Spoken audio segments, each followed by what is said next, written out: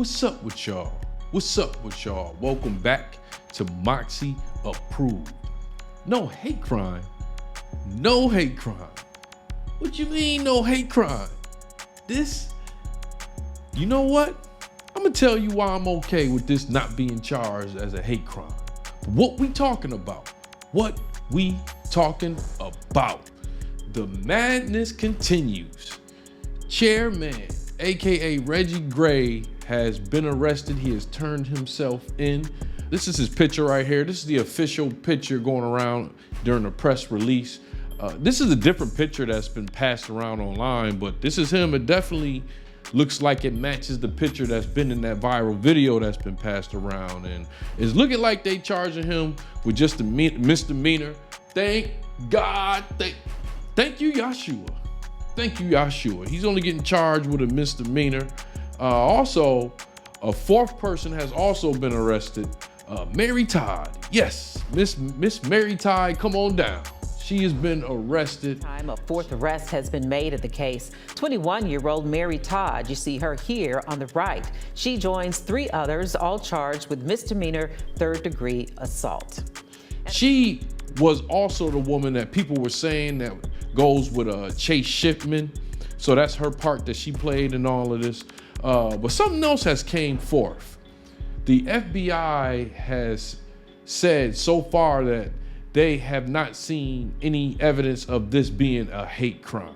A lot of people have been asking if this is racially motivated. MPD has been working with the FBI, and they do not believe at this time it meets the criteria to be considered a hate crime. Val? So no hate crime for these people. You know, at first I was kind of shocked. Then I had to think about it. You know, I know my history. They didn't even give the officer Can we all get along?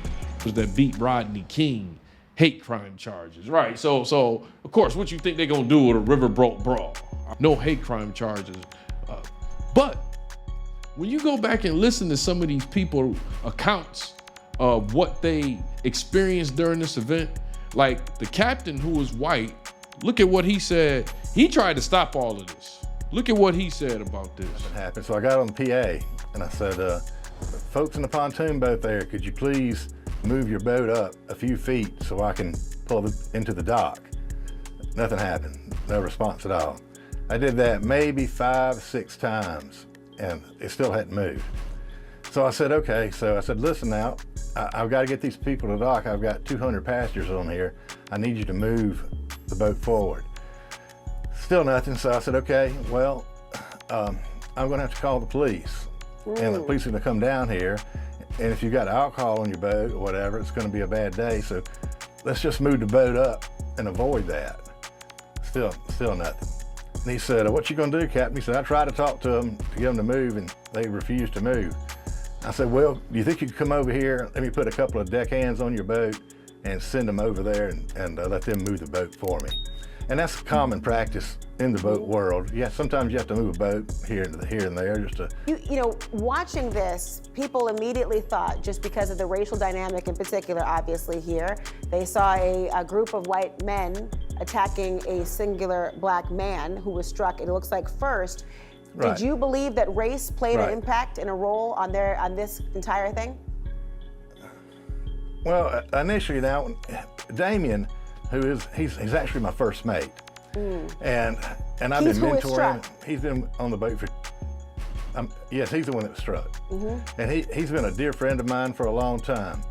And when the first guy hit him, I said, oh my God, you know, and he threw his hat up. I said, oh no, we got problems. And then another guy got involved, and then 3 or 4 more guys came running down the dock. I said, thank God they're gonna stop this. But they didn't stop it, they jumped in as well. So he had like 5 or 6 folks on there. And another guy that's on the dock, his name's Daniel, and he's 16 years old. He's a deckhand candidate, and he did his best, you know, trying. He stepped in there and tried to help as best he could. He got punched fairly early there. But you know, I saw it like everybody else saw it. It looks like a white people attacking a black man. I thought that, I felt that, I felt that was the case, what everybody's thinking. But you know, I don't know the hearts of those men. I have no idea what's in their hearts. Now I do know the hearts of my crew. And my crew was like frustrated, because they couldn't get to the dock, and protective. So I know that's what was going through their mind, because that's what was going through mine. Interesting. Also, Damien, who is the co-captain. Now, at first, everybody thought he was a security guard. That's what they was going around saying. He's a security guard. No, he's not the security guard. He is the co-captain. He finally came out and gave his account. And according to newly obtained court records, all 4 suspects are accused of attacking and injuring the riverboat's co-captain, who has been identified as Damien Pickett. Pickett lays out what happened in the moments before, during, and after the fight. Another witness, who says her son was attacked, also giving her statement to police. Both people go into detail about their injuries and insults, some of them racial, they say came from the attackers. In these court documents, Damien Pickett tells his story of what happened at Montgomery's riverfront. The co-captain of the Harriet II says he received contusions to his rib area and knocked on the back of his head and forehead. He says it was a result of being punched and kicked several times during the brawl caught on camera Saturday night. In Pickett's statement to Montgomery police, he says he was on the riverboat with his captain when they noticed a couple boats close to their docking area. They called on the intercom at least 5 or 6 times for a black pontoon boat to move. He says the boaters responded with obscenities, something Police Chief Daryl Albert outlined in his news conference this week. They were only responded to with obscene gestures, curse words, and taunting. Pickett says he, along with his deckhand, the 16-year-old victim, got to the dock, and that's where the men confronted him. In his statement to police, Pickett says he told the men he was just doing his job. He says a man fired back that the dock was public. Pickett says eventually the men attacked him. He told officers someone hit him from behind. He tried to defend himself by choking the man in front of him. Pickett says he then remembers another man tackling him. He believes he bit one of them and heard one threaten to kill him. Now, one of the reasons why I think that they're not going to charge this as a hate crime, because hate crime, it's like serious charges. I think it start off at like 10 years or something like that. But I think the main reason they're not doing it is because the 16-year-old. The 16-year-old white boy that got punched in the chest or something like that. I don't mean to laugh. They have to do the young boy like that, man. But even he came out and said this seemed like this was done over some racist shit. The mother of the 16-year-old deckhand in training who was with Pickett was also on the boat. She gave her statement to police. She heard the men yelling and using racial slurs and mentions of getting a gun. Court documents reveal the 16-year-old was punched in the chest and had bruised ribs. Pickett identified Richard Roberts as the main assailant, Alan Todd as the man who tackled him, and Zachary Shipman as the man who hit and kicked him. All 3, along with Mary Todd, face assault charges. You want to know why I'm okay with this not being charged as a hate crime? First of all, as long as they don't give chairman nothing more than a misdemeanor, a ticket or something like that, I'm okay with that. But I'm also okay with them not charging them with a hate crime. I think that these people should be able to live in the community and public and have to live with this embarrassment. You didn't let down other white people. You didn't let down the colonizers. So I want to see him live through this embarrassment. Well, I probably won't get a chance to see him, but I know somewhere out there, they're gonna have to live with this embarrassment. Please do not escalate anything else. They all need to arrest everybody and the crime. So that those responsible for this mayhem can be brought to justice. Please share it with the city of Montgomery. Absolutely. Right now, make way, let the officers do their job. Make way. If you're on the catwalk, back up, please. Back up, give them some room. No, who's she pointing at? She don't need to be arrested right there. Who's she pointing? She needs to be right there. Her. All of them. All of them. All of them. All of them. Who's she pointing at? She on the boo tears.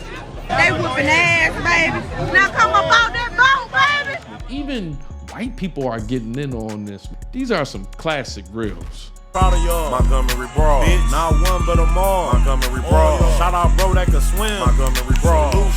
Just what the f did he do? Murdered who? Look, I've known him for 2 weeks. He wouldn't do something like that. I ain't do nothing. I don't know what's going on. All I know is my side of the story. I can't tell no other story. I'm innocent, and mama, I love you. P.O.P. all the time.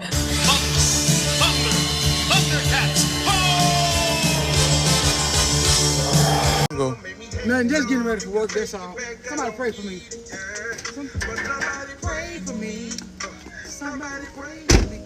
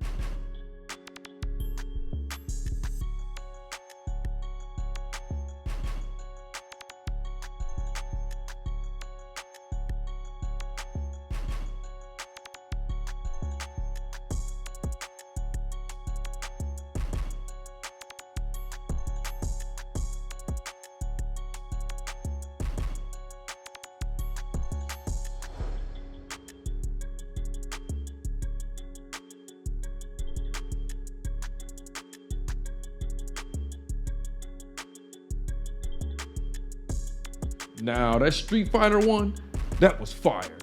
You don't want to know what else is fire? Check out my video about Trump and this whole rumor that he passing around about the DA of Georgia, Fani Willis. And also, you can check out my reaction video to this whole Montgomery Riverfront Brawl. Both of those links are right here. Well, anyways, you know how we like to end our videos over here at Moxy Approved, right? With that water. Hit that subscribe button. All right.